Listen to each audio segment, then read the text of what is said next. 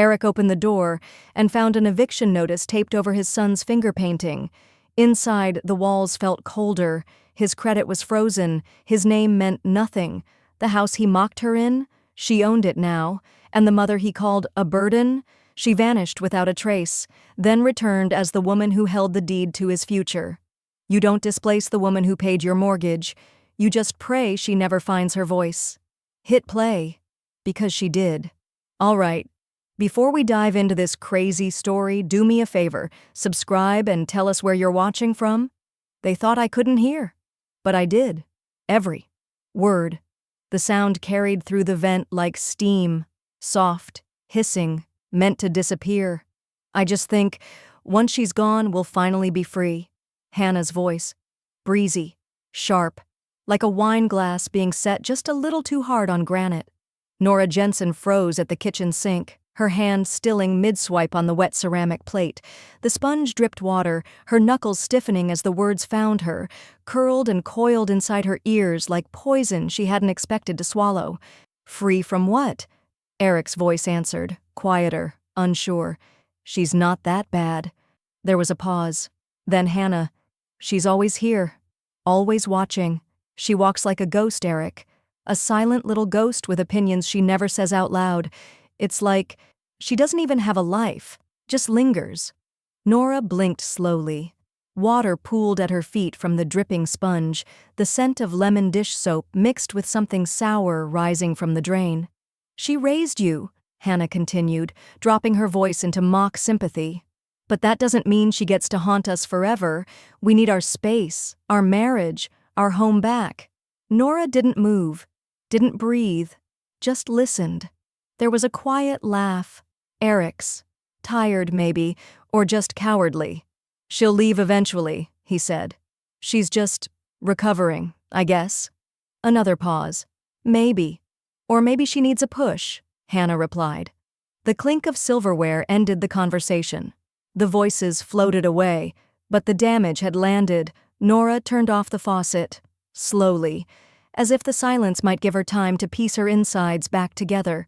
She had been living with them for 6 months, ever since her gallbladder surgery. Not out of desperation, out of convenience, Eric had insisted. Stay here, Mom, he'd said.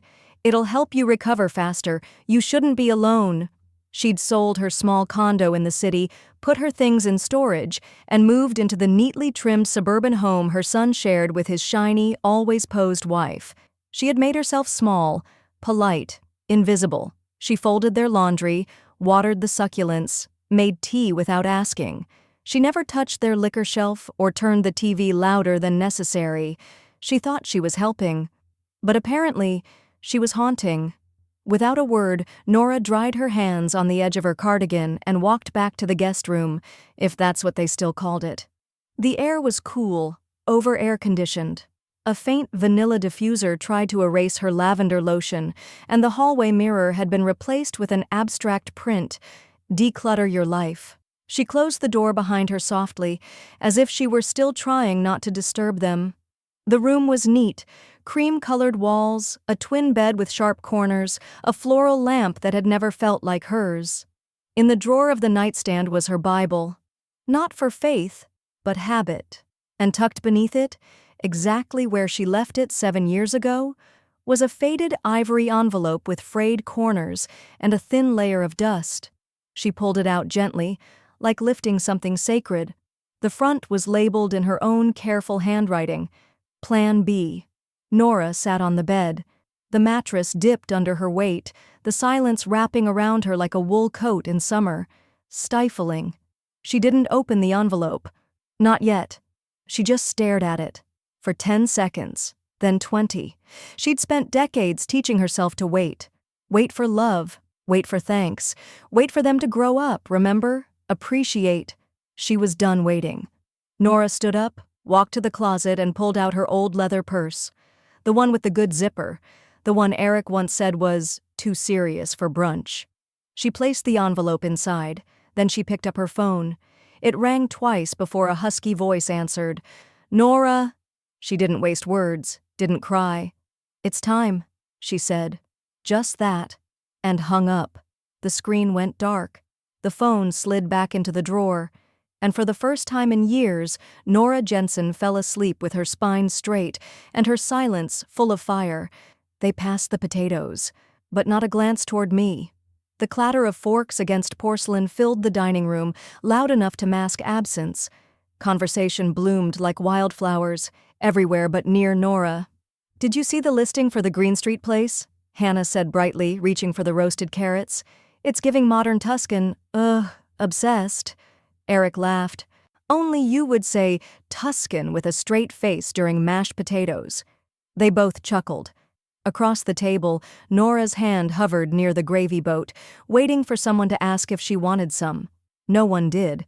She passed the salt to no one, just set it down again with slow precision. They passed the potatoes, she thought, but not a glance toward me. She lifted her glass of water quietly. It made no sound, no clink, like even the glass knew she wasn't part of the noise anymore. "And Mom wants to visit next month," Hannah continued, adjusting her napkin like it offended her. "We'll need the space to feel lighter. It's been feeling so cramped lately." Nora blinked once. The lamb roast tasted like cardboard. She'd made it. With rosemary from the back porch she kept alive. She could still feel the sun on her neck from clipping it 2 hours ago. Eric nodded, eyes on his plate. "Yeah, maybe we do need to rework some layout. Open things up a bit. Declutter the vibe," Hannah added, sipping wine. "You know, just refresh the energy." That was her cue. It always was. She smiled faintly. Not too wide, not too broken. Then stood, lifting her plate with the quiet grace of a woman trained in withdrawal. "I'll finish eating in the kitchen," she said gently. No one objected. In the soft light of the kitchen, she sat on the stool near the window, the edge of her plate balanced on her lap. Outside, wind shook the last autumn leaves from the oak trees. A squirrel darted across the fence line, free in ways she'd forgotten how to be. She glanced toward the shelf above the sink.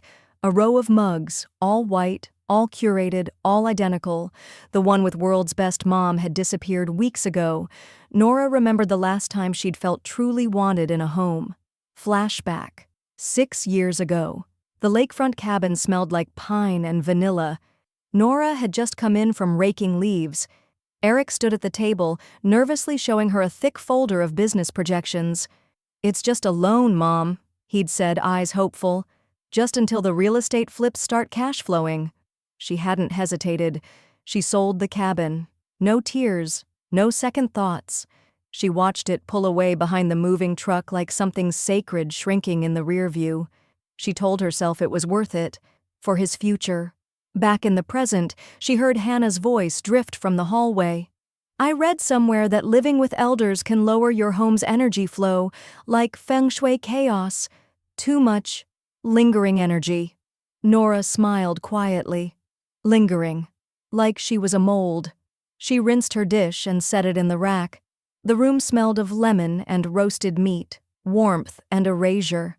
As she walked back toward her room, the hallway light flickered once, then steadied. She rounded the corner and stopped. Her door, her bedroom door, was gone. In its place hung a beige linen curtain, gently swaying in the air like a flag of surrender. She stood there for a full minute. No words, no reaction, just her breath, shallow and precise. The curtain parted slightly in the draft. Her lamp glowed faintly behind it, still lit, as if unaware the door was missing. It wasn't a renovation. It wasn't an accident. It was a message. Nora stepped inside, pulled the curtain shut behind her, and reached for her notepad in the drawer. On the top line, she wrote in clean, cursive strokes, "Day 4. They replaced my door," then circled it once, twice, underlined it, and under her breath she whispered, "Keep going. They're giving you everything you need." Even the Amazon packages said, "No one by that name lives here." The package sat on the porch like a rejection letter. Nora bent down to pick it up, the cardboard cool under her fingertips. A light drizzle misted the morning air, clinging to the edges of the box. She turned it slightly, squinting at the label. The name read, Hannah Whitmore Evans, Unit, Front Door. No other recipients listed, no mention of her.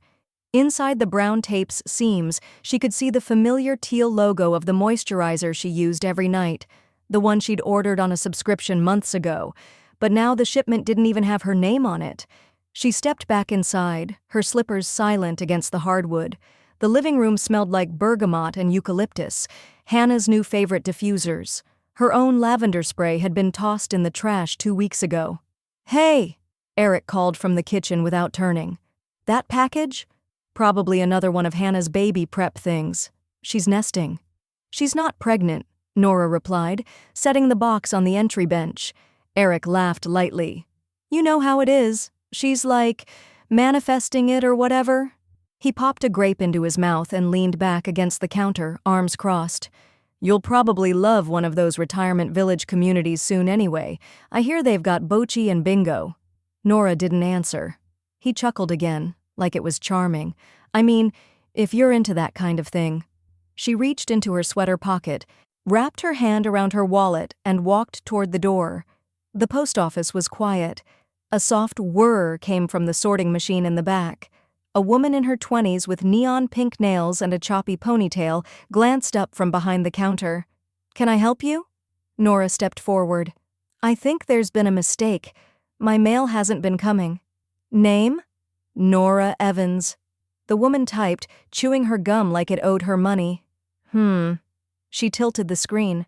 "You're not on the delivery list for that address." "That's my home." "Well, ma'am, whoever filled the last change of resident form checked the Remove All Unlisted Names box." Nora blinked. "That can't be right. I can't say who filed it, but—" The girl shrugged, unconcerned. "You're not in the system anymore." For a moment, Nora just stood there. Then she gave a small nod, turned, and walked out. The cold hit her face like a slap. The sidewalk shimmered with thin puddles. Across the street, a young couple walked arm in arm, laughing about something he said. Their closeness made her ache. Not for romance, but for belonging. Flashback. 1989. The factory clock struck 5 a.m. Nora untied her apron with sore fingers, her back aching from a double shift. She pulled her hair into a loose bun and walked briskly to the second job. A home care client with dementia needed help bathing. She hadn't seen Eric all day, but she left a sticky note on the fridge with a heart next to his lunch money. He was 7. 2 jobs, 1 mother, no weekends, no handouts. She gave him everything, and now her name was a ghost in her own mailbox. When she got back to the house, a stack of boxes lined the hallway, neatly labeled in Hannah's handwriting. Guest room decor, donate old books, maybe. Nora's closet, sort. She opened one. Inside, her scarves, her winter coat, a jewelry box from Eric's 3rd birthday, still containing the tiny gold heart he'd bought with his allowance. It rattled faintly as she lifted it. In the kitchen, Hannah stood with her phone in one hand, the other adjusting a ceramic vase. "Oh," she said, not even glancing up. "We're just decluttering a little. Energetic reset. You get it, right?" Nora didn't answer. She walked upstairs, the sound of her heartbeat louder than the creak of each step. Inside her room, her curtained cube, she sat on the edge of the bed and exhaled. Then her phone buzzed. A message from Maggie. "I found your lawyer." He remembers everything. Nora stared at the message, then slowly smiled. Small but sharp. She reached for the bottom drawer, where the old file folder still lived beneath her sweaters. The label was worn, faded, but the words were still clear. Title and rights, cabin/2006. And underneath it, a yellow sticky note, in her own handwriting, in case they forget who paid for the roof above their heads. The truth was written in legal ink, and it was worth millions. The key felt colder than she remembered. Nora turned it slowly in her palm as the elevator climbed floor by floor, the old lift humming like it was straining to hold a secret. She hadn't been here in nearly 4 years, not since the funeral. The Bank of Fairview's private vault offices were quieter than she expected, almost reverent, like grief had etched itself into the wood panels and marble floors. She followed the clerk, a young woman with sharp glasses and a monotone voice, down a narrow corridor lined with steel doors. "Box 2347, the woman said, stopping at the far wall. Identification? Nora handed her ID with fingers steadier than she felt. Signature here, and you'll be alone. The woman unlocked the door and slid a long, narrow drawer out from the wall. Then she turned and left, heels clicking away until only silence remained. Nora stared at the metal box. It looked so unassuming, but she knew better. Inside was the last unopened envelope from someone who had once whispered, "You made the end not feel like the end." She lifted the lid. The envelope was ivory, thick, sealed with a wax stamp, deep red, cracked at the corners. Her name was written in delicate cursive, "To Nora Evans, with everything I never said aloud. Adele Winston, widowed, childless, alone, until Nora came into her life as a live-in nurse during the final years. Nora had read to her, bathed her, held her hand through bone-crushing chemo nights. When Adele slipped into silence, it was Nora's voice she fell asleep to. She'd almost forgotten this box existed. Nora broke the seal. Inside, a letter, and beneath it, legal forms, folded neatly. "My dearest Nora, I once told you no one deserves to be forgotten. You proved that. You made my final years feel like life, not waiting. This inheritance is my answer to a question you never asked. What happens to the love we give away, even when no one claps? You didn't save me to gain something. That's why you deserve it. The account has been held in trust. If you're reading this, you've proven you're still the woman who gives quietly and now takes with grace. Go claim it. Use it like a woman who's always made do with half. Love always." Adele Nora sat still for a moment, as if breathing too hard would wake her from a dream. Then she reached for the forms underneath. Legal instructions, account numbers, transfer validation. The letter had a number for a lawyer in the city. A post-it was stuck to it. Use him. He's clever. Her lips twitched into the ghost of a smile. Clever was the understatement of the year. 2 hours later, Nora sat across from a walnut desk in a glass-paneled office downtown. The lawyer, Richard Stenton, was in his 50s, his suit too sharp for this early in the day. But his voice was kind, his questions direct. "You were with Ms. Winston during her final 2 years?" "Yes." "She spoke highly of you. This transfer's been waiting for almost 4 years. You never filed claim?" Nora shook her head. "I forgot, or maybe I thought it was sentimental." Richard flipped through a few pages, adjusted his glasses, and then looked up. "Well, it's not just sentimental." He slid a statement toward her. $6.7 million. Nora didn't move. Not a blink, not a gasp, just one deep breath that filled her chest like a cathedral expanding from the inside out. Richard leaned in. "That includes the Monterey property, 2 trusts, and the stock portfolio she left in your name?" Nora pressed her hands flat against her lap. Her heartbeat had slowed. No, it had deepened. "I'd like it quiet," she said. "No family notifications. No press. No echoes." "You got it," he said. "I'm good at making rich ghosts stay invisible." She smiled, then signed. As she stepped outside the building, the wind rushed up the avenue, tangling her hair like it knew something had changed. She tucked the check folder into her bag and turned her phone back on. A voicemail blinked. It was from home. Hannah's voice, falsely sweet. "Hey Nora, just a reminder that your laundry's still in the machine. We kinda need it emptied. Thanks." Nora didn't even flinch. She crossed the street with the poise of someone carrying a loaded secret and the funds to finally use it. Her finger hovered over her contacts. Then she made the call. "Maggie, it's done." A pause. "Tell the cabin guy I'll take the biggest one they've got." Nora secretly becomes a millionaire. They wanted me gone. I granted their wish, with interest. The house was still when Nora rose before dawn, eerily still, like a theater stage waiting for a drama to unfold, the kind of stillness that didn't come from peace, but from absence. Emotionally, physically, she was already half gone. Now, she would just make it official. She moved through the hallway with the stealth of someone who knew every creak in the floorboards. Barefoot, breath-controlled, she passed the door to Eric and Hannah's room. Faint laughter leaked through the crack in the door, some late-night show playing on low volume. Her final walk as a shadow in their home. And they didn't even notice. In the kitchen, she left only one thing behind, a sticky note pressed gently to the stainless steel fridge. Gone to visit a friend. Don't wait up. No love, no mom, no return date. Just air. Empty space where care used to live. Her old worn duffel was already packed, not with much.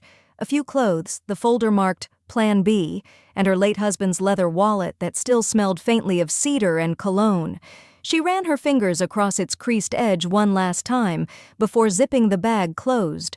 By 6 a.m., she was at a downtown ATM, transferring what was left of their shared savings. Her pension spillover, her grocery runs, her "Mom, can you cover this just once?"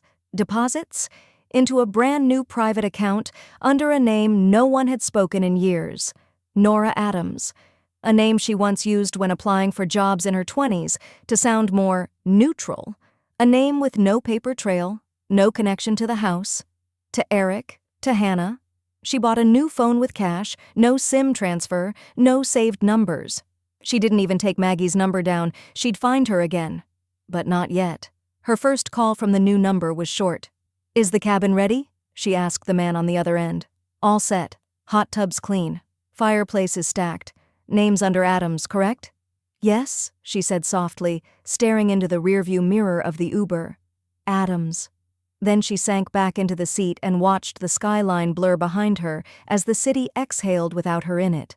By the time Eric stumbled into the kitchen later that morning, scratching his head, yawning, calling, "Mom!" down the hallway, she was already gone. Gone in body, gone in records, gone in expectation, but not in reach. From the dashboard of her parked rental SUV, high on the hill overlooking the cul-de-sac, Nora tapped into the home's security app, one she'd installed during her recovery and never removed.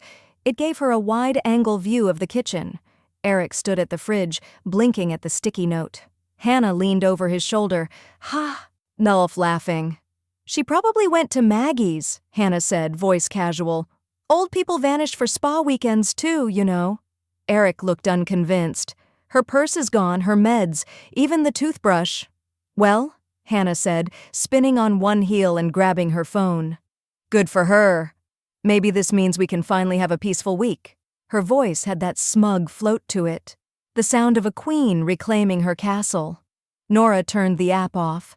Outside her window, the wind rustled tall pine trees like whispered congratulations. The cabin behind her waited quietly, lights low, fireplace casting a warm glow behind frost-framed windows. She stepped out of the car, the cool air biting at her cheeks as the door thudded shut behind her. The gravel crunched under her boots, satisfyingly loud. No more whispering. Inside the cabin, the scent of firewood and lavender wrapped around her like an old friend. She dropped her duffel, walked to the tall living room windows, and opened them both wide. The cold came in fast, but she didn't flinch. She inhaled, full and slow. Freedom didn't always shout. Sometimes it just smelled like pine needles and potential. Then her phone buzzed, an alert from the bank. The final shared account had been closed. She smiled. On the cabin TV, she flips through channels absently until a news ticker scrolls past the bottom of the screen. Local property up for sale. Beloved lakefront cabin returns to market. And beneath it, a photo. Her cabin. The one they never transferred. The one she still owned. Her lips barely move as she whispers, "Oh, Eric. You shouldn't have." No shouting, no sneering. Just a fireplace and the sound of peace. The first night in the lakeside Airbnb, Nora didn't cry. Not from grief, not from anger. From relief. She stood barefoot on the pine floors, warm from radiant heat, holding a glass of red wine that stained her lips just enough to remind her she was still a woman, not just someone's mother, someone's burden. The cabin breathed with silence, not the thick, cold kind that used to hang in Eric and Hannah's house like fog, but a calm, exhaling stillness. Outside the wide window, moonlight danced over the lake, silver slicing through water like truth through denial. No one called her name. No one sighed when she entered the room. The only sound was the low crackle of firewood, the occasional pop-like punctuation in a sentence that needed no explanation. She took a sip of wine and let it linger on her tongue.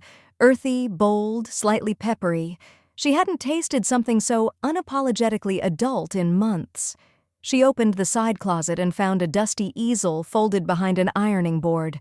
Not hers, but it would do. The next morning, she drove into the quiet part of town in her rental car and bought the thickest, heaviest canvas they sold, and oil paints, every shade of sky and sorrow she could find. The clerk asked, "Starting something new?" Nora smiled gently. "Number picking up where I left off." Back at the cabin, she pulled on an oversized button-down shirt she hadn't worn since before her surgery, before the couch became her exile and the kitchen became her obligation. She rolled up her sleeves, tied her silver hair into a loose knot, and mixed color on the palette with fingers that remembered more than she expected. Her first brushstroke felt like exhaling after holding her breath for a decade. The painting didn't take shape right away. It was swirls, emotion, blurred edges of grief and rediscovery. But she didn't stop. She let the music of her memory guide her hand. Nina Simone played from the small speaker on the windowsill, and every note felt like a permission slip. As she painted, her mind wandered. To 1989, her husband still alive, spinning her in the kitchen to no music. To 2004, wiping Eric's nose with the corner of her sweater as he cried over a college rejection. To 2023, standing silently as Hannah told friends Nora had outlived her usefulness. She paused, dipped her brush again, and covered the memory with cobalt blue. In the evenings, she lit candles, not to hide smells, but to invite new ones. Vanilla, cedar, cardamom. She bought a new wool coat that hugged her like dignity. She ordered a car online, deep green, clean title in her new name. She was rebuilding, not out of revenge, but from the rubble they thought was worthless. She checked her phone only once a day. No missed calls, no new texts, just Maggie. One afternoon, as she sliced pears into a bowl of honeyed oats, her phone buzzed. A message from Maggie. No words, just a photo. Nora dried her hands on a linen towel and opened it. It was a real estate listing. Stunning lakefront cabin, investor's dream. Private dock, spacious deck, legacy value. Under the glossy filters and drone-shot photos was her old home. The one Eric swore was in their name now. The one that, legally, was still hers. Her breath caught, but not from panic, from fury, cold and controlled. She zoomed in on the photo. Her wind. Chimes still hung near the back porch. The ones she made after her husband's funeral, each note tuned to the sound of his favorite hymn. She'd asked Eric to leave them alone. He hadn't. Nora placed the phone down, very gently. She turned the burner off, walked to the fireplace, and stared into the flame as if it owed her something. She didn't curse. She just smiled, then opened her laptop. She pulled up the county records office, typed in the parcel ID for the cabin, and saw what she suspected. No title transfer had ever been filed. It was still hers, legally. Her lips parted just slightly. "Oh," she said aloud. Then, with absolute calm, "Let's make sure the buyer knows that. I was erased from their world, but they forgot I still held the pen." The lake reflected an eerie stillness that morning, so calm it looked like it was holding its breath. Nora stood at the edge of the dock in her wool coat, her phone pressed to her ear and a single slip of paper clenched in her other hand. She read the parcel ID aloud again, slowly, deliberately. "Yes," said the woman on the other end. "That property is still listed under Nora Ellen Carter. There's no official title transfer on file, no quitclaim deed, no trust reassignment, nothing." Nora closed her eyes, the breeze tugging at her scarf like a whisper from the past. Still mine. All these years, still mine. She thanked the clerk, ended the call, and stood in silence, watching a single duck cut across the mirror of the lake, leaving ripples in its wake. Ripples, she thought, just like truth. Back inside the cabin, Nora sat at the small pine desk and pulled open her laptop. Her fingers moved with the practiced calm of a woman who used to pay bills with exact change. She opened the saved email from the real estate site and clicked the realtor's name, Daryl Murchison. She remembered him. Slim, nervous, always reeking of cologne and trying too hard to make legacy homes sound like starter condos. She dialed his number, disguising her voice just enough. "Hello, Daryl Murchison speaking." "Yes, Mr. Murchison. I'm inquiring about a cabin you recently listed, 127 Lakeshore Trail." "Oh, yes. Incredible piece of property. Fantastic bones. Great for investment. Already had 3 inquiries." She paused. Then softly, "That listing needs to be pulled immediately. The seller does not have legal authority." There was a beat of silence, then a rustle of papers. "I'm sorry, who are you?" "The owner." Another beat. "Wait, are you saying—" "I'm saying if you move forward with this sale, you'll be involved in a fraud case." Daryl stammered. I was under the impression—" "You assumed wrong," she cut in, calm as ever. "Pull it, now." She hung up without waiting for confirmation.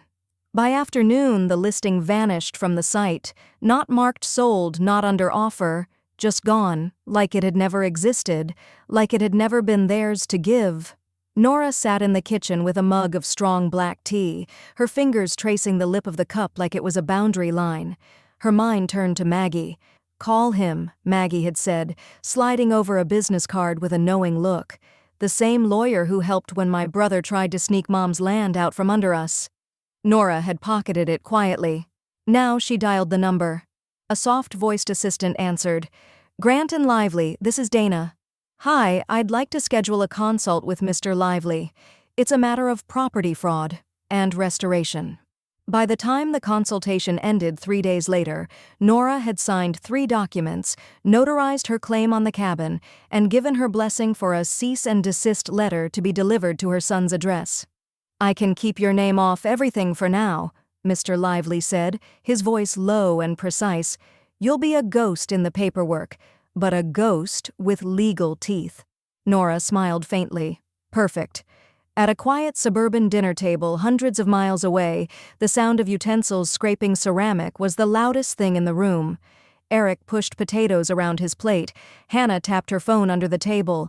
Their daughter giggled in the high chair, dropping green beans onto the hardwood. Then, ding. Eric picked up his phone and frowned. "What is it?" Hannah asked, not looking up. His face went pale. "It's a letter from a law firm. Something about the cabin." "What cabin?" My mom's old—" He paused. "It says a title claim has been filed, a cease and desist." He passed her the phone. She read it silently, then looked up slowly. "I thought we owned that house." Eric didn't answer, just reached for his water glass with a trembling hand. The toddler dropped another green bean. The silence was no longer peaceful, it was the sound of a trap tightening. Across the table, a second envelope lay unopened. This one addressed to Eric Carter, subject line, IRS inquiry, suspicious business accounts. And inside Nora's cabin? She was painting again. But this time, with gold. A signature. A seal. A woman's name the world had tried to erase, but couldn't. "They missed me, but not for the reasons they claimed." The missing person report was filed on a sunny Tuesday, just shy of noon, an act of public concern wrapped in private panic. Eric's voice trembled slightly as he stood at the police station desk, rubbing the back of his neck. "She's been gone for weeks. She's 61, had surgery not long ago, left a vague note. We're just worried, genuinely." The officer nodded, typing without looking up. "Last known address?" Eric gave it. "Next of kin." He hesitated. "Her only family is me." A beat. Then the click of keys. Hannah, meanwhile, was already curating the narrative online.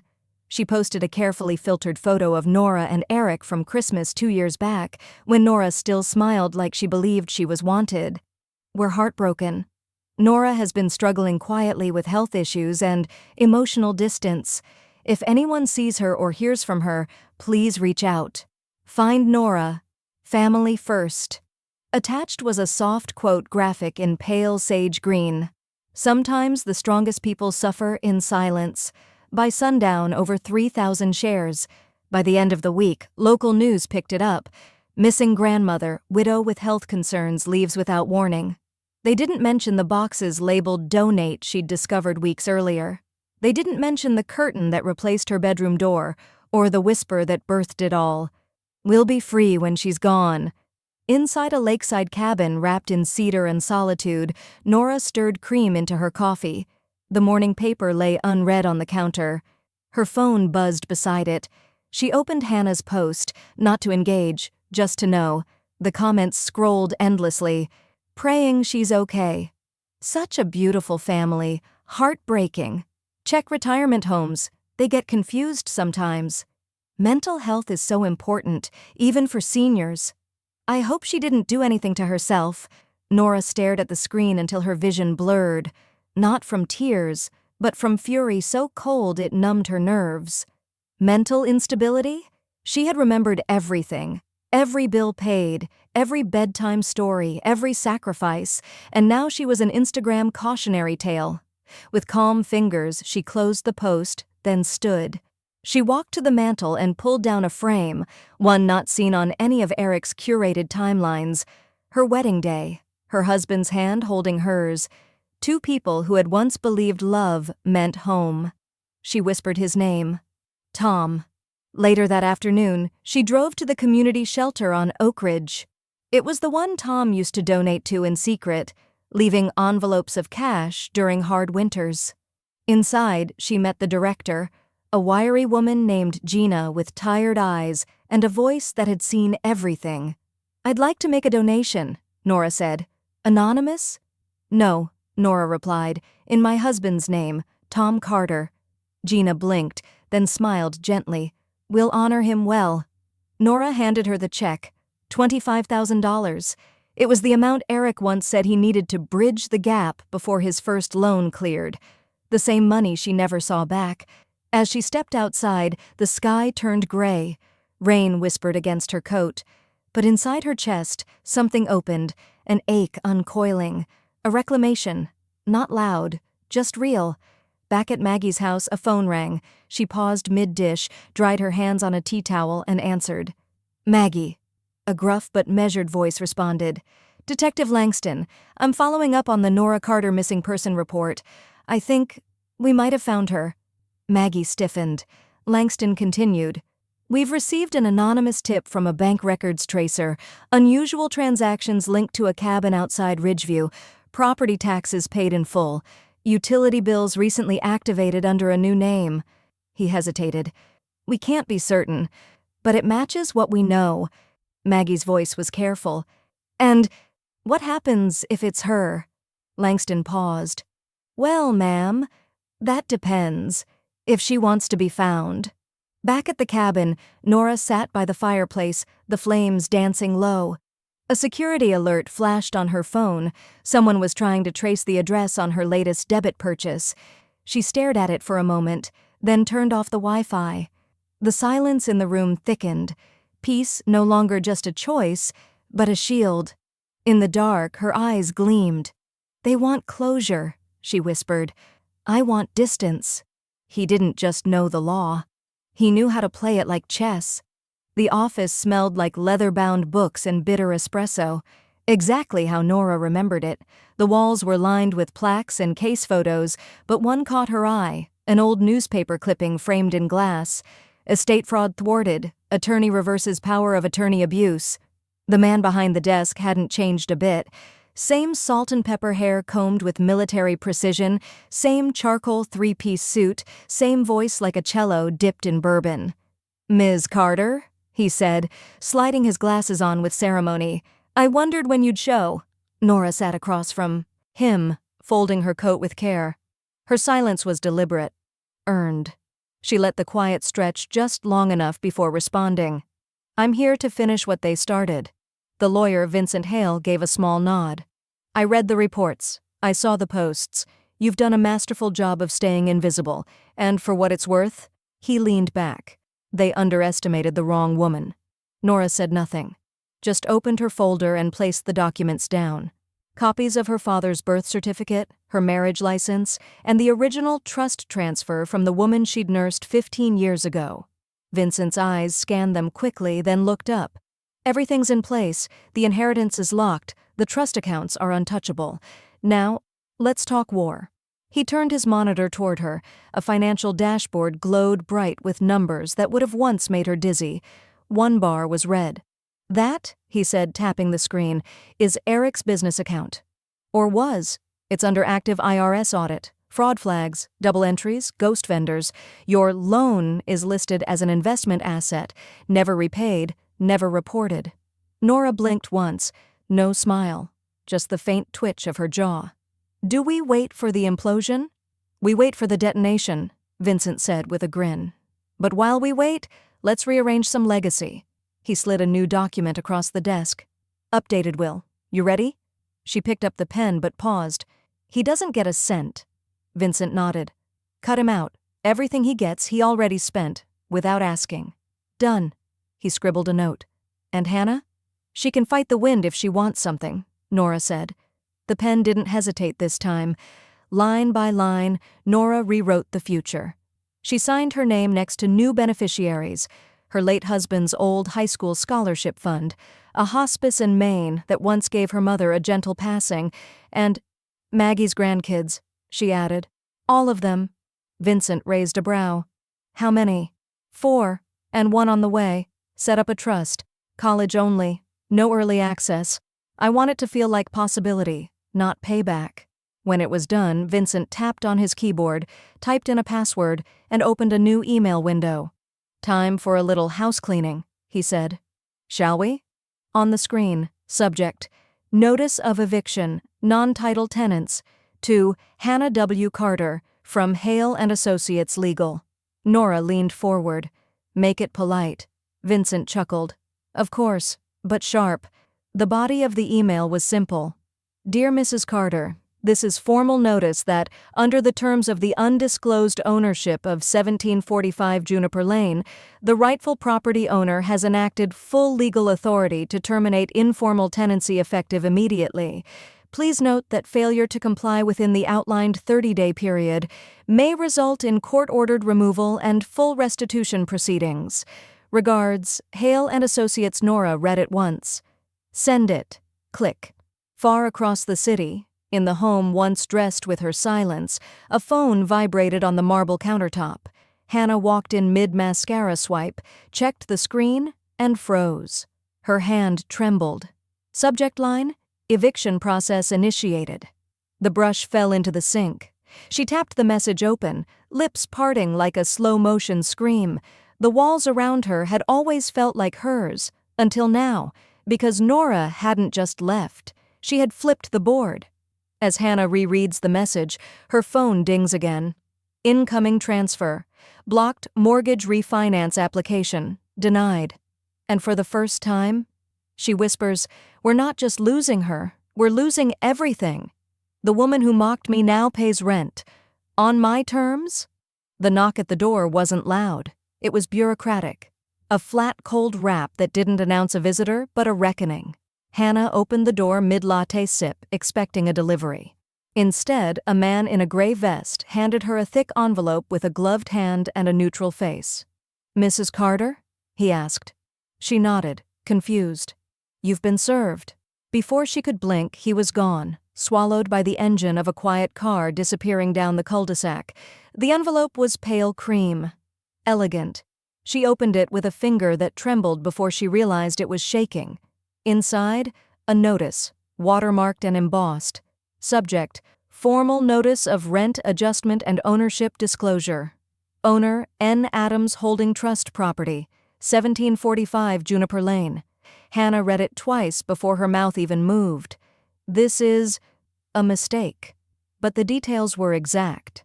The trust had acquired the lien on their mortgage 2 weeks prior, buying out the banknote in full. They now rented their home from an LLC tied to a trust owned by someone named Nora Adams. She felt the blood drain from her face. "Eric!" she screamed up the stairs. "Eric!" He thundered down in sweatpants, rubbing sleep from his face. "What?" She shoved the papers at him, eyes wild. "Tell me this isn't what I think it is." He scanned it, blinking fast. "Number this. This has to be fake." "Look at the signature." She snapped, jabbing the page. Nora! Eric paused, swallowed. His lips moved like he wanted to say something but couldn't. Downstairs, the heat kicked on with a low groan. The silence grew heavier than the forced air that drifted through the vent. "She bought the damn house," Hannah whispered. "She bought our house? Through a trust." Eric dropped into a chair. His face slackened. "How is that even possible?" "She always said Juniper was her backup." Hannah's voice was dry. "You thought it was just a metaphor." "I think she meant it literally." Across town, in a warm cabin where the fireplace hummed low and the walls smelled like cedar and freedom, Nora sipped red wine from a stemless glass. Maggie sat beside her on the couch, snorting with disbelief. "Girl, I can't believe you actually bought the lien." Nora grinned, eyes sparkling. "I figured, if I'm going to be erased, I might as well own the paper they used to do it." She lifted her glass, clinking it lightly against Maggie's. "To tenants who call you a burden, may they learn to read fine print." Back in the house on Juniper Lane, Eric logged into his bank portal. It took a full minute for the dashboard to load, then it flashed red: mortgage ownership, transferred, N. Adams Trust, minimum rent, due $2,800 per month, late fee in effect, credit score impact, -92 points. He stood up. "We have to fight this." "With what?" Hannah snapped. "Your barely breathing business? The GoFundMe you haven't touched because people know you lied? Your mom owns everything. We're squatting in a house we used to call ours." Eric looked at her. Really looked at her. For the first time, the anger faded, and fear took its place. "She said she was done," he whispered. "I thought that meant she was walking away." Hannah's voice cracked. "Number, she meant we were being left behind." 3 days later, an invitation arrived in a white envelope. Hand-delivered, no return address. Superior Court hearing. Property dispute, 1745 Juniper Lane. Date, next Friday. Plaintiff, Nora M. Carter, a.k.a. Nora Adams. Subject, ownership execution and eviction finalization. Eric dropped it like it burned. "She's suing us." "No," Hannah said, sitting down, defeated. "She's removing us." In the cabin, Nora placed the matching envelope into a neat folder marked Final Chapters. Her lawyer's voice echoed from the speakerphone. "Once this is ruled on, the court will finalize her legal possession." "And them?" Nora asked quietly. "They'll have 30 days to leave." Nora closed the folder. "I gave them years." She turned off the light, walked toward the window, and stared at the moon reflecting on the lake. It was silent. Software. Free.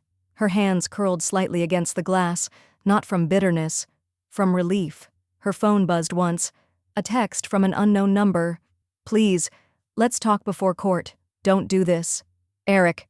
Nora stared at the screen and deleted the message. "They knocked like family.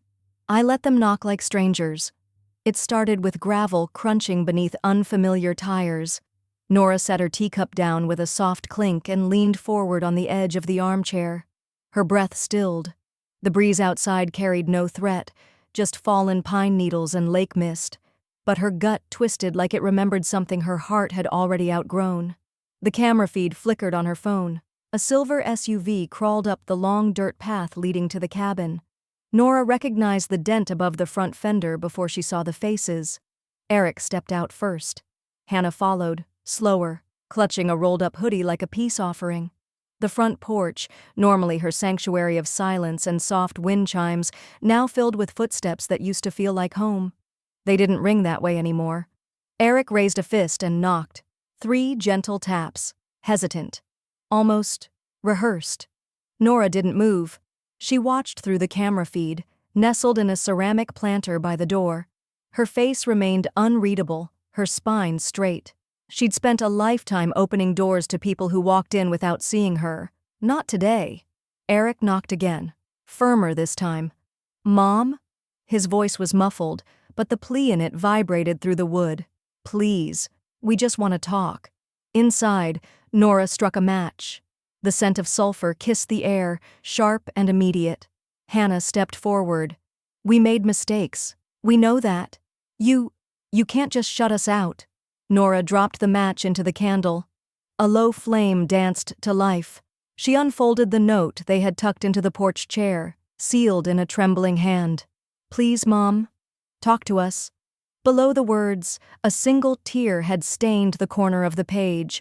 Whether it was hers or theirs, she no longer cared. The fireplace crackled as she approached. She fed the note in without ceremony.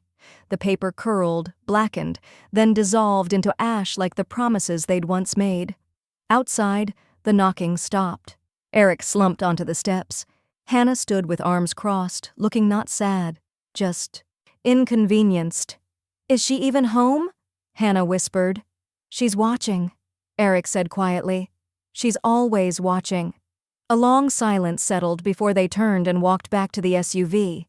The engine groaned to life, headlights slicing through the early dusk. The cabin fell quiet again, but not peaceful. This time, the silence felt earned. That night, Maggie called. "You need to see this," she said. "They posted something." Nora opened her laptop. Her fingers didn't hesitate. They floated to the keys like instinct. There it was, a freshly uploaded video on Eric's business page, a shaky camera, Hannah's mascara-smudged face, Eric's hand resting too carefully on her shoulder. "We've made mistakes," he began, voice deliberately soft. "And maybe we've hurt someone we love." "We miss you," Hannah said, sniffing. "Please come back. She's not well. She left without warning. There's been no diagnosis, but it's clear she's struggling." A text overlay faded in at the bottom of the screen. "Please help us bring our mom home." Nora stared at it, unmoved. There were no trembles in her hands now, no catch in her throat, just clarity, the kind that arrives when you've already survived what they're pretending didn't happen. She turned the volume down, leaned back in her chair, and watched the video finish with forced music and faux sincerity. It wasn't an apology. It was a performance. The comment section told a different story. "Why didn't you mention the eviction?" "Wait, she paid for your house?" "This feels manipulative. Show the whole story or stop talking." Nora smiled faintly, the kind of smile that no longer asked for validation. She clicked "Report video." Then she clicked "Block." Her phone buzzed again, this time from a verified news outlet. "We'd love to hear your side. We know you're not just missing. You're reclaiming." She looked out the window at the lake and said nothing. But her silence now, it was louder than ever. They went viral, but not for the reason they wanted. It started with one clip. A teary-eyed Eric sat in his office, blinds angled just enough to let the late afternoon sun filter dramatically across his cheek. The camera angle was carefully tilted, the lighting soft, and the caption beneath the video said it all. "My mother vanished. She's sick. We just want her home." He didn't say dementia. He didn't have to. His pauses were long enough, his sighs heavy enough. The kind of manipulation that wears concern like a costume. In the video, he held up a framed photo, him and Nora when he was 8, grinning wide with 2 missing teeth. "She's always been everything to me," he said, voice trembling. "But lately, she's been confused, detached. She left without telling anyone, and we're scared." It exploded online within hours. People shared it with captions like, "Pray for Eric and Hannah. This is heartbreaking." Fundraisers popped up. One woman from Texas wrote, "Donated $50. This poor man just wants his mom back." A family wellness brand offered Eric a podcast segment. Hannah updated her Instagram bio to include, "Fighting for family. Come home, Nora." Back in the cabin, Nora sat cross-legged on her porch, laptop balanced on her knees. The late September wind ruffled her cardigan sleeves as her dog, Leo, a gray-muzzled rescue with wise eyes, rested his chin on her foot. She watched it all unfold, silent as ever. But this time, her silence wasn't submission, it was strategy. She opened a private folder titled Receipts. In it, screenshots of Venmo transfers from her account to Eric's business. Voicemails Hannah left asking Nora to clean the baseboards if she was going to hang around all day. A short clip from a Nest cam. Hannah smirking, saying to a friend, "She's practically losing it. Keeps asking about her mail like it matters." Most damning of all, a scanned deed, clearly showing Nora's name, sole owner of the house Eric claimed was ours since Dad died. She selected the files, created a burner Twitter account, at This Is Nora's House, typed one line, "Since they're telling stories, here's the paperwork." Then she posted everything. By morning the shift was seismic. A viral tweet read, "She didn't vanish, she upgraded." Another, "Eric, my mom is missing and confused. Reality, his mom funded his life and he tried to erase her." Comments flooded in. "What kind of son sells the cabin his mom still owns? She raised him alone, gave him everything, and this is what she gets? I hope Nora is sipping wine in peace right now." Hannah's fundraiser? Flagged for fraud. The platform suspended it pending investigation. Eric's video? Drowned in a sea of quote tweets like, "Crocodile tears don't hold up in court, sweetheart." Nora closed her laptop slowly, exhaled, and reached for her tea. The air smelled like pine and wood smoke. No cameras, no lights, just her, a porch swing, and truth finally finding its voice. Then came the email. Subject line, "Feature request. Investigative report, when mothers disappear." From Maya Lin, senior producer, Glasshouse Media. Message, "Ms. Jensen, I believe the world deserves your side of the story. What happened to you isn't just personal. It's a reflection of how women, especially mothers, are erased when they become inconvenient. Would you be willing to talk?" There was no pressure, no deadline. Just a respectful invitation and an understanding tone that hinted at something deeper than content farming. Nora sat still for a long moment, watching the light fade into the trees. She thought of the sacrifices tucked inside old drawers, the decades of quiet compliance, and the nights she'd folded herself into corners to keep peace in a house built from her bones. She opened a new message, typed, "Let me think on it," paused, then added, "But maybe it's time the world stopped mistaking silence for surrender." She hit send. A second email landed just seconds later. From a popular true crime YouTube channel with 2.1 million followers. Subject line, "The disappearance of Nora Jensen. Can we talk?" And just like that, the woman they tried to erase had become the story the world couldn't look away from. Their final card was a lie, and I tore it up on camera. It was the kind of lie meant to hum just beneath sympathy, quiet enough to be plausible, cruel enough to sting. Eric's new statement came not through video this time, but a carefully worded Facebook post. The background was a soft gray. The font, gentle. The content? "She was my dad's second wife, not my real mother. We've struggled with this complex dynamic for years. Please respect our grief." 3 lines, 3 deliberate erasures. Nora stared at it on her screen, the cursor blinking beneath his signature like it wanted to apologize for him. Not his mother, not real, not family. Her hands didn't shake, not this time, but the ache in her ribs pulsed like phantom pain from an old wound reopened, not because it was true, it wasn't, but because it was strategic, measured, designed to turn sympathy back in his direction, designed to make the public pause. And for a few hours, it worked. The comments beneath the post began to tilt. "Well, this changes things. Oh, I thought she raised him? That's tough. Stepmoms can be tricky. So she's not even related?" Nora didn't reply. Not yet. Instead, she pulled out a leather box from the back of her closet. The smell of cedar and thyme curled into the air like a memory. Inside, her son's birth certificate, amended with her name after the adoption, court-stamped, signed, irrefutable. Below that, a photo of her holding him at 4 years old, his arms around her neck, his face buried in her sweater. Behind them, her late husband, grinning as he snapped the photo. And beneath that, a letter, written in a different era, handwritten in careful cursive, her husband's letter to the court. "My wife Nora is not Eric's biological mother. She is something harder to define and more powerful than blood. She raised him, protected him, loved him before he knew what love was. She is, in every way that matters, his mother." Nora opened her laptop. No burner account this time.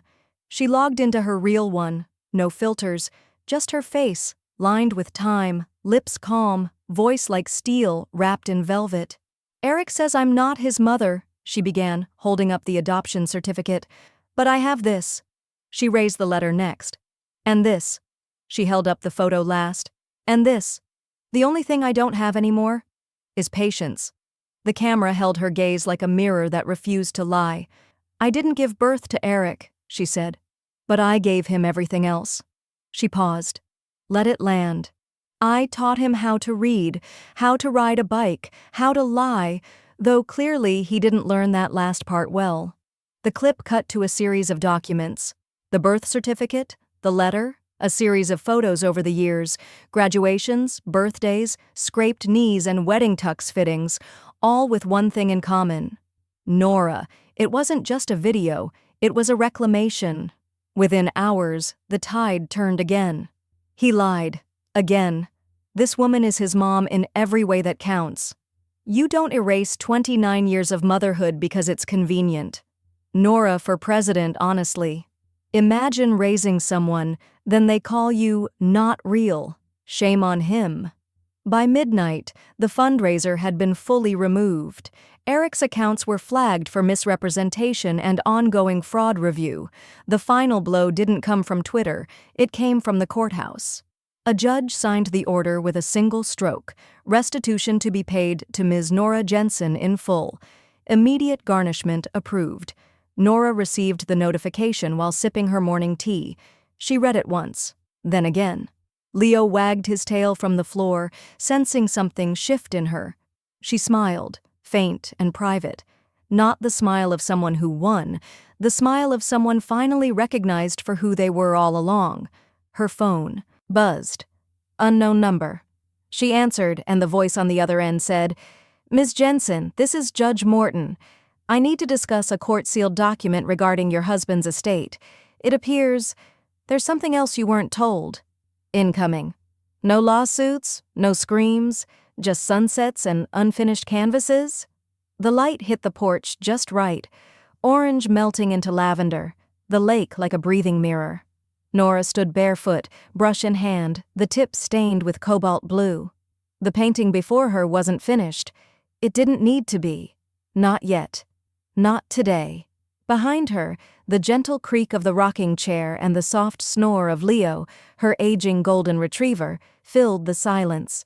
Not the silence of being ignored, but the kind that wraps around your ribs like a warm shawl, the kind that says, "This is yours now." Inside, the old record player spun Nina Simone. "Feeling Good" poured through the windows, mixing with the scent of turpentine, rosemary, and freshly baked bread. The cabin didn't just shelter her anymore, it mirrored her. Calm, grounded, quietly radiant. Her days had shifted into a rhythm no one else dictated. She painted in the mornings, landscapes, abstracts, sometimes just messy streaks of color that said more than words ever could. Young artists from the local high school came by in the afternoons. They brought sketch pads, acrylics, charcoal-covered hands, and stories they didn't know how to tell. Nora never lectured. She just made tea, set out brushes, let them speak in whatever medium they could. "I'm not a teacher," she told them once, "just someone who remembers what it feels like to be unseen." One girl, Cassie, gave her a crumpled drawing last week. It was Nora, in silhouette, painting at the edge of the dock. A caption scribbled underneath in pencil, "This is what healing looks like." She'd taped it inside the kitchen cabinet, behind the sugar jar, just for her. That afternoon, Nora opened the windows wide, letting the wind carry music across the lake. She moved slowly, intentionally. No rushing, no pretending. Then the phone rang. Maggie. Nora smiled before answering, wiping her hands on a paint-stained apron. "Did you finally burn your kitchen down?" she teased. Maggie didn't laugh. Her voice was low, layered with curiosity and something darker. "You sitting down? I'm barefoot on the porch. That count?" "She filed," Maggie said. A pause. Nora blinked, letting the words settle like dust. "Hannah? Divorce. It's official. Word is she cited emotional abandonment, public humiliation, and loss of lifestyle." Nora exhaled. Not from relief, not from glee, just release. Didn't see that on her vision board, she murmured. Maggie chuckled. She also tried to claim PTSD from unjust maternal eviction. That one earned a laugh, the kind that rose unforced from Nora's chest and startled even Leo awake.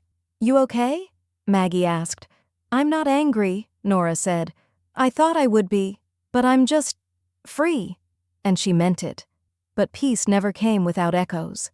That night, as she sorted through dried brushes and wiped down her easel, Leo barked softly. A knock at the door.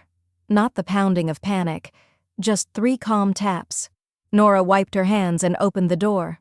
No one was there, just the mailbox flag raised and a cream envelope, certified, sealed in blue wax.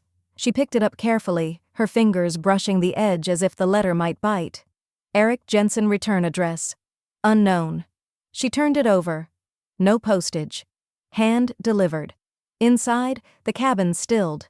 The record had stopped. The tea had cooled. The unfinished painting waited outside, the sky above it now stained in deepening violet. Nora set the envelope on the counter but didn't open it. Not yet. Her hand hovered above it like it held heat. Leo sat by her side, silent. She stared at the name again. Familiar, but now distant. Eric, her son, the liar, the victim, the child she'd loved harder than he ever knew. The envelope pulsed with unspoken words. She reached for the envelope and paused. Her eyes narrowed. Underneath the seal, in the tiniest print, was a phrase she hadn't seen in decades. To the only mother I've ever known. Ready for the final closure? He wanted closure. I gave him silence. The envelope sat on her counter for 2 days. Not out of hesitation, out of intent. Nora knew there was power in the waiting, in choosing not to rush. Closure wasn't owed, not after being discarded like her own memories. It was a gift, and not everyone deserved one. On the 3rd morning, the sky was the kind of gray that only October could conjure, thick, contemplative, like even the clouds were holding their breath. She finally broke the seal. Eric's handwriting had always been messy, slanted, too rushed to care how the words landed. But the letter inside had been written slowly. You could feel it in the way the loops curled, the pressure of the pen heavy in every apology. Mom, I know I have no right to ask anything of you, but I need to say this. I failed. You, not just in words, but in silence, in comfort, in cowardice. I let someone I love turn our home into your exile, and I watched it happen. If you'll meet me, just once, I'll come alone. No tricks, no conditions, just my truth, if you'll hear it. Please, I miss my mother. The letter ended with an address to a small cafe in town. Friday, noon. Nora read it twice, then folded it slowly, as if tucking it away in a memory she wouldn't revisit. She didn't cry. She didn't sigh. She just stared out the window for a long moment, watching a single red leaf fall, pirouette, and land gently on the porch. Later that afternoon, she pulled out her notebook, thick with pages, each one marked with dates and intentions, not revenge, not lists of slights, but rebuilding plans, healing goals, legacies she wanted to leave behind. She turned to a clean page and wrote one sentence, I owe peace to myself more than closure to him. Then she opened her laptop and drafted a letter. It wasn't long.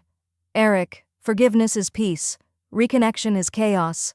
I've given you what I could, my strength, my sacrifices, my silence. You asked for more. You lost more. This is not vengeance. This is me choosing myself. I hope you find the healing I had to earn alone. Nora. She printed it, sealed it in a plain envelope, and mailed it the next morning. She never went to the cafe.